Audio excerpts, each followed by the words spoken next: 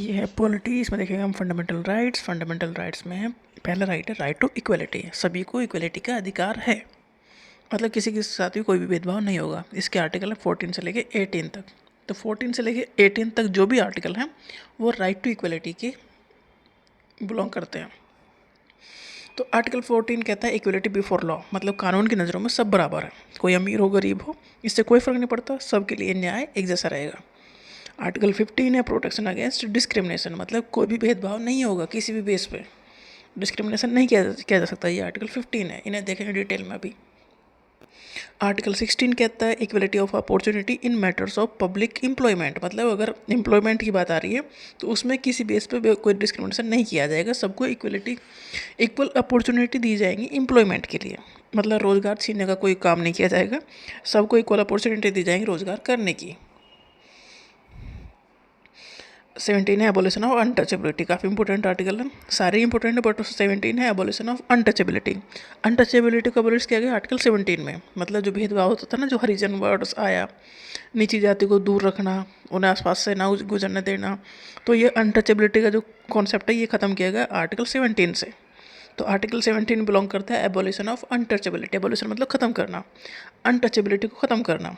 Article 18 है abolition of titles, जो title जैसे राजा महाराजा, ये जो टाइटल्स थे इन्हें ख़त्म किया गया, क्योंकि सब इक्वल हैं। तो अगर किसी को कोई टाइटल दिया जा रहा है, जैसे सेना के टाइटल हैं वो मान्य है, तो वैसे कोई जैसे राजाओं के टाइटल थे, राजा महाराजा, ये सब जो टाइटल थे इनको ख़त्म किया गया, क्योंकि सब इक्वल हो गए ना। आज़ादी के बाद सबको राजाओं का राज ख़त्म हो गया, तो सबको इक्वल पोजीशन मिली, तो टाइटल ख़त्म हो गए आर्टिकल 18 से। आर्टिकल 17 है अनटचेबिलिटी को ख़त्म करने वाला। आर्टिकल 15 प्रोटेक्शन अगेंस्ट डिस्क्रिमिनेशन, इसे देखेंगे डिटेल में, क्योंकि एक एक पॉइंट इसका इंपॉर्टेंट है, कोई भी भेदभाव नहीं होगा। आर्टिकल 15A कहता है state shall not discriminate its citizen only on the ground of race, religion, gender, caste और प्लेस ऑफ बर्थ, मतलब किसी भी बेस पे, किस रिलीजन से हो, कि मेल हो कि फीमेल हो, कास्ट है, प्लेस ऑफ बर्थ कौन सा है, इन सब बेसों पर कोई भी डिस्क्रिमिनेशन नहीं किया जाएगा। ये आर्टिकल 15 के 1 का पार्ट 1 है। आर्टिकल 15 का 2 क्या कहता है, no citizen shall be denied access into the shop, public restaurant etcetera on the basis of race, religion, gender, caste, place of birth, मतलब किसी को किसी, जैसे पहले ये था ना रेस्टोरेंट में अलाउ नहीं थे, तो ये सब नहीं होगा अब। चाहे कोई किसी भी जाति का हो, रेस्टोरेंट हो, कोई शॉप हो, कोई दुकान हो, जहाँ सब जा सकते हैं वहाँ सभी जा सकते हैं, मतलब वहाँ किसी को रोक टोक नहीं है। किसी बेस पे कोई किस धर्म का है, जेंडर का है, कास्ट है या प्लेस ऑफ बर्थ, इन सब बेस पर किसी को किसी पब्लिक जगह पर जाने से नहीं रोका जाएगा। मतलब किसी की प्राइवेट प्रॉपर्टी है, वहाँ उसकी मर्जी है वो बुलाए ना बुलाए, बट जो गवर्नमेंट की प्रॉपर्टी है जहाँ पर सब जा सकते हैं वहाँ सभी जा सकते हैं, वहाँ किसी को भेदभाव नहीं है किसी बेस पे। आर्टिकल 15 का 3 कह रहा है state can make special provision for women and children. देखो भेदभाव हो सकता है पर किस बेस पे, बच्चों को और औरतों को लेकर स्पेशल प्रोविजन बनाए जा सकते हैं, मतलब उन्हें प्रायोरिटी दी जा सकती है, तो वुमेन एंड चिल्ड्रंस के लिए स्पेशल प्रोविजन हो सकते हैं। आर्टिकल 15 का 4 कह रहा है government can make special provision for socially and economically backward class, जो पीछे रह गई हैं क्लास उनके लिए स्पेशल प्रोविजन बनाए जा सकते हैं। ये आर्टिकल 15 का 4 पार्ट कह रहा है, जो सोशली या इकोनॉमिकली बैकवर्ड रह गए हैं उनके बेटरमेंट के लिए स्पेशल प्रोविज़न बनाए जा सकते हैं। मतलब स्पेशल प्रोविज़न बनाए जा रहे हैं, मतलब उन्हें भेदभाव तो हो ही रहा है ना कहीं, चाहे पॉजिटिव वे में भी हो रहा हो, तो इसलिए ये आर्टिकल में दिया गया है कि भाई देखो बच्चों के लिए हो सकता है, औरतों के लिए हो सकता है, और जो पीछे रह गए हैं, बैकवर्ड क्लास में रह गए हैं, सोशली या इकोनॉमिकली मतलब पैसे के बेस पे पीछे हैं, तो उनके लिए भी स्पेशल प्रोविज़न बनाए जा सकते हैं। तो मतलब यहाँ डिस्क्रिमिनेशन हो सकता है।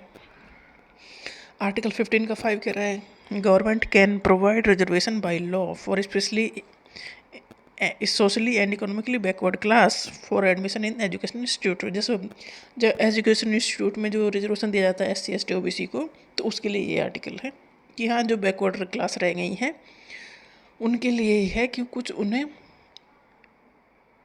एडमिशन दिया जा सकता है, स्पेशल प्रोविज़न बनाया जा सकता है कि इतने लोग तो इसमें एडमिशन लेने ही लेने हैं। तो ये आर्टिकल 15 है डिटेल में। Article 16 equal opportunity in matter of public employment, equal opportunity मिलनी चाहिए सभी को, ठीक है। आर्टिकल 16 ये कह रहा है equality of opportunity on the matter of public employment, public employment के बेस के बेस पे सबके लिए अपॉर्चुनिटी इक्वल है।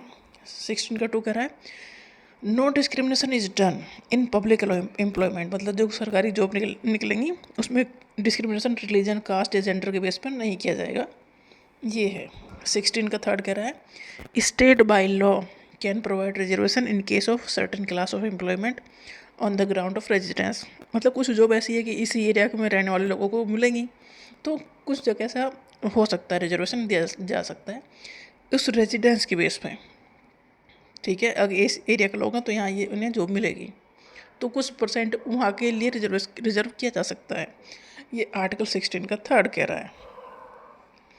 आर्टिकल 16 का 4th पार्ट है reservation of seats in favour of backward class, कुछ रिजर्वेशन बैकवर्ड क्लास के लिए, SC ST OBC के लिए किया गया है।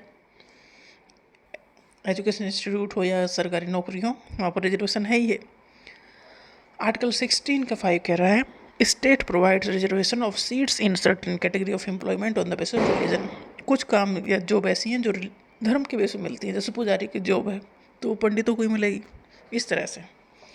तो ये जो देखो ये खुद ही कह रहे हैं कि भेदभाव नहीं करना है और खुद ही बता रहे हैं कहाँ भेदभाव करना है, तो सारी चीज़ें कॉन्स्टिट्यूशन ने क्लियर कट बताई हैं।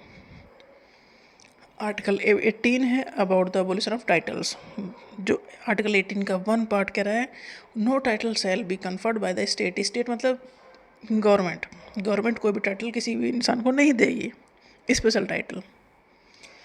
18 का 2 पार्ट कह रहा है prohibit the citizens of India from accepting titles from foreign countries, देखो यहाँ कोई है, यहाँ हम सिटीजन मतलब इंडिया का नागरिक है और सब फॉरेन कंट्री विदेश से कोई टाइटल मिल रहा है, तो कोई क्यों मिल रहा है भाई, कुछ तो गड़बड़ होगी ना, कि विदेशी आपको क्यों कोई भी पद या वैसा कुछ क्यों देंगे भाई, तो आप उसे एक्सेप्ट नहीं कर सकते हो, उसकी एक्सेप्ट करने के लिए आपको प्रेसिडेंट से परमिशन लेनी पड़ेगी। आर्टिकल 18 का 3rd पार्ट कह रहा है any person who is not the citizen of India, कोई भी इंसान जो इंडिया का नागरिक नहीं है बट इंडियन सर्विसेज में काम कर रहा है, Indian services can't accept any title from the foreign countries without the consent of the president. 18 का 3rd कह रहा है कि कोई फॉरेन सिटीजन है इंडिया में काम कर रहा है, उसकी सरकार उसे कोई टाइटल देना चाहती है तो वो तब तक वो टाइटल नहीं लेगा जब तक हमारे प्रेसिडेंट को वो बताएगा, इन्फॉर्म करेगा,